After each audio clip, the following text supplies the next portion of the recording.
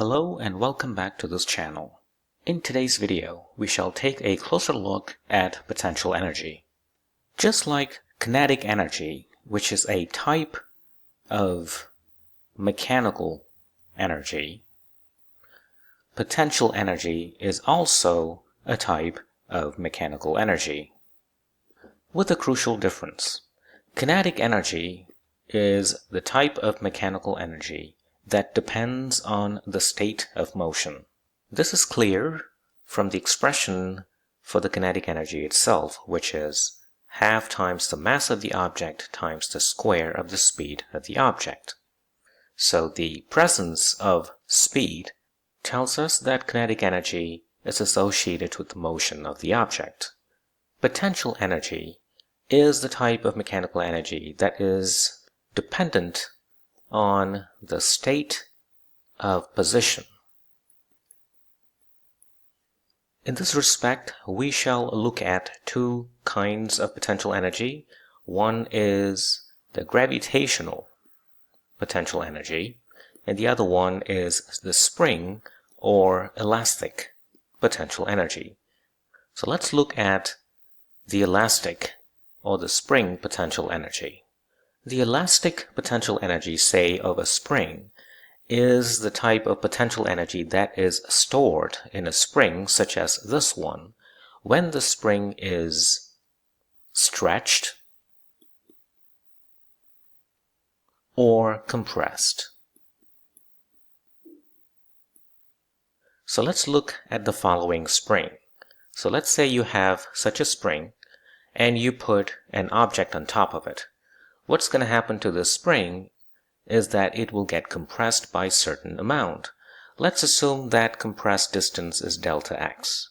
So we say that this spring has an elastic potential energy, and the expression for it is given by half times a constant which is known as the spring constant, and times the square of that compressed distance.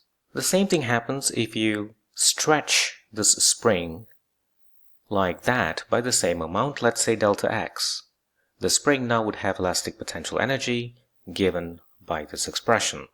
So that means if there is no stretch or no compression, delta x is 0, so the elastic potential energy is also identically 0. Simple as that.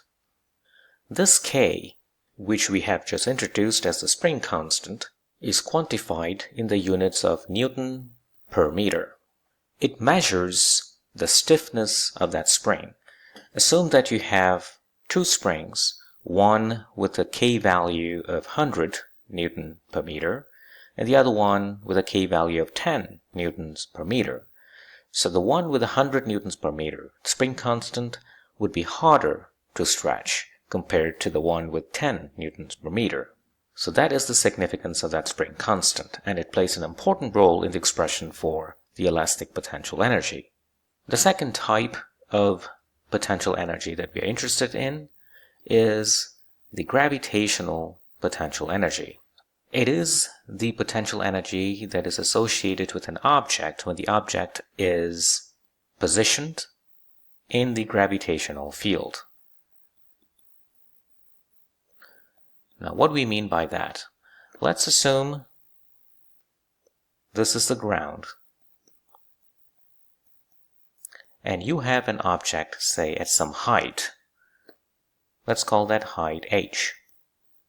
If the mass of the object is m, we know the object is being pulled downward by a gravitational field with the gravitational acceleration of 9.81 meters per second squared.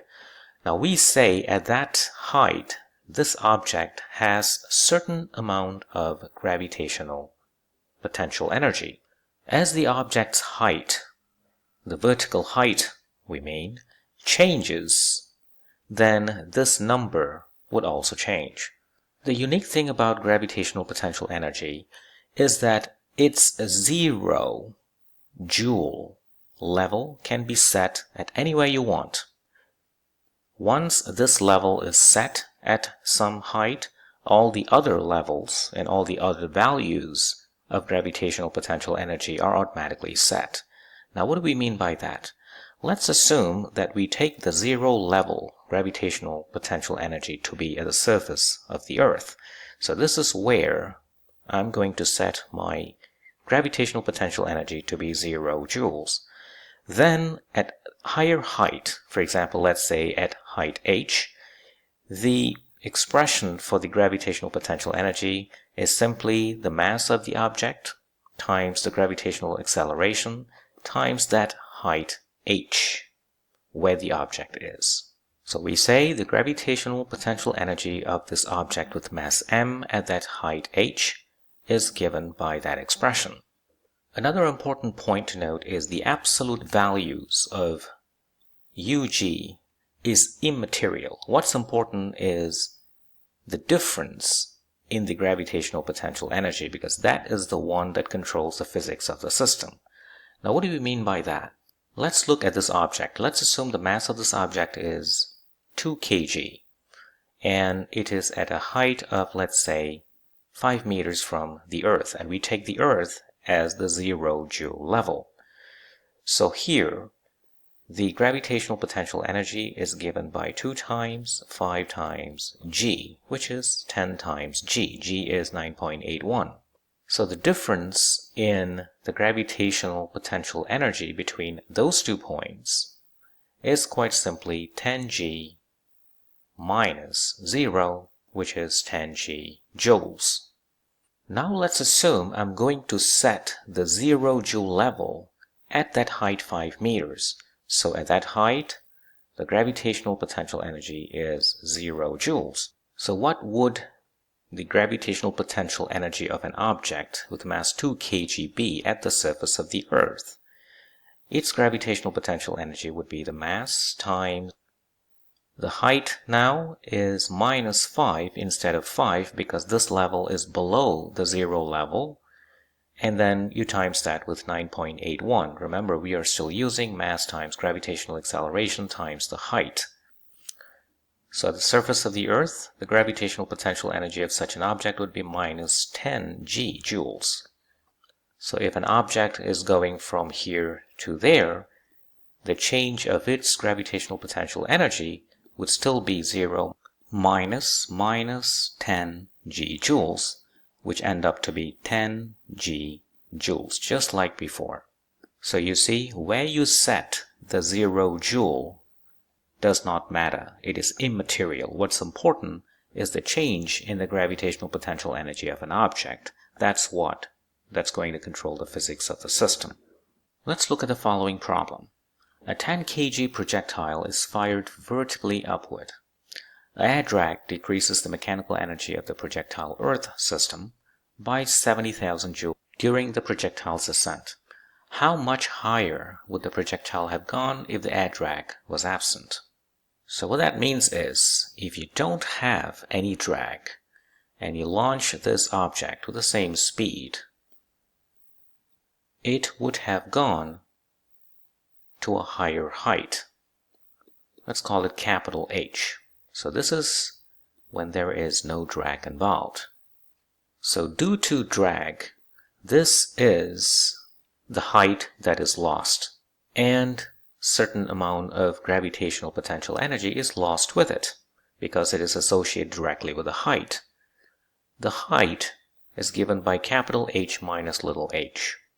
So if we take the Earth level, the surface of the Earth level, to be the level where the gravitational potential energy is 0 joules, then over here the value is quite simply mass times g times h, and over there it is mg times capital H.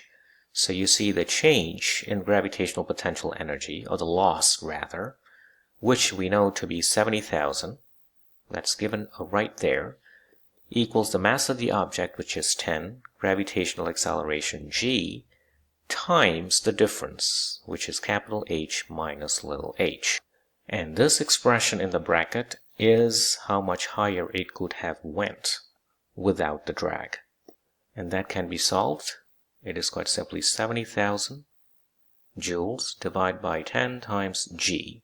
you can take g to be 9.81. And the answer is about 714 meters. And that solves the problem. Problem 2.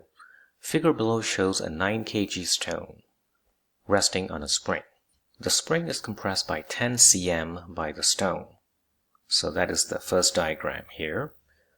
The spring is then pushed down further by an additional 40 centimeters and then released. So that is that position. Find the elastic potential energy of the compressed spring just before it is released. So of course we need to know what the spring constant is. That can be calculated using Hooke's law. And I'm ignoring a minus sign that usually appears in front of that K. So the spring constant can be calculated using the first diagram.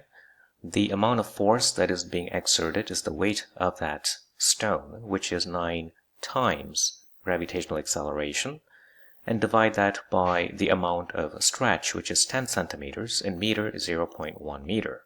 And that's going to give you 883 newtons per meter. And now we can answer, what is the elastic potential energy of the compressed spring in that state, where the total compression is 50 cm? Now that is given by half times the spring constant that we have just computed, 883, times the stretch, or in this case the compression, which is 0.5 meter squared. And that will give you 110 joules. So that's the answer for part A. So once you have released this ball, it's going to go up to some maximum height. So let's call that maximum height capital H. We want to know the change in gravitational potential energy of that stone-earth system when the stone moves to the point of that maximum height, computed from that release point.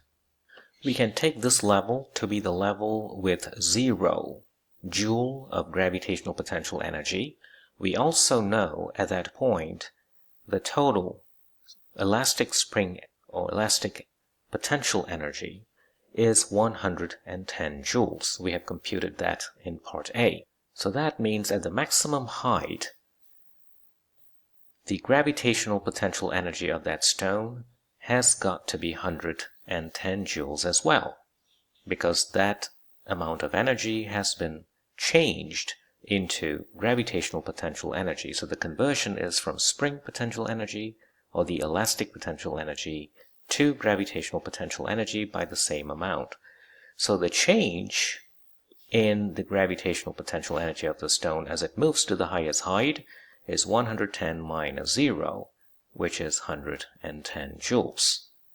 So that is the answer for part B. Now let's do part C. What is that maximum height? Now we know at that maximum height, measured from the 0 level here, the value of the gravitational potential energy is 110 joules. So that equals the mass of the stone, which is 9, times the gravitational acceleration g, times that maximum height h. And you can solve for h. When you do that, you get h equals 1.24 meters. And that is the answer for part C. And that solves the problem. Thank you for watching.